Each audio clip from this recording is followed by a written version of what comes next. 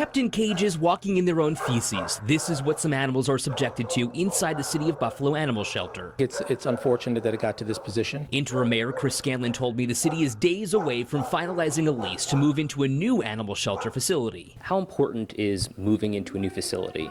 Very. And I think what you'll see when we finalize these details and where it's located, the parcel that the City of Buffalo owns next to it, a green space for the animals to enjoy, I think it'll be a win-win for everyone. But volunteers are calling for accountability, starting with the shelter director, Kelly McCartney. I think she's been in that position too long. Compassion fatigue is real. The volunteers see it. You know, somebody who's in charge of making these really tough decisions every day, over time, it's going to weigh on you. But at the same time, you need a practical leader. And do you think she's still qualified to be in that role? Absolutely not. No. This volunteer is afraid of retribution and the volunteer program being shut down if she voices concern publicly, so we agreed to hide her face and her voice in order to share her concerns. Volunteers, she says, are a critical part of the shelter. Without the volunteer program, the dogs would not get walked. The dogs would not be adopted.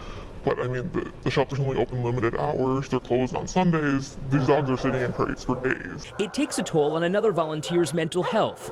She spoke with me under the same conditions. It is very frustrating when you feel like the dogs aren't getting the care, their kennels aren't getting cleaned. You want to make sure that they have food and water, and when you see it's not happening, it gets to a point where you feel the need to be there more.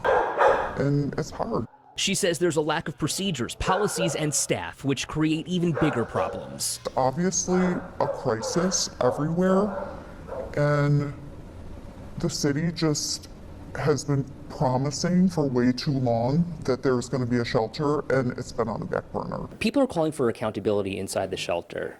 Are you calling for the same accountability? Yeah, I think, well, that's what you're seeing, us taking accountability and moving this location.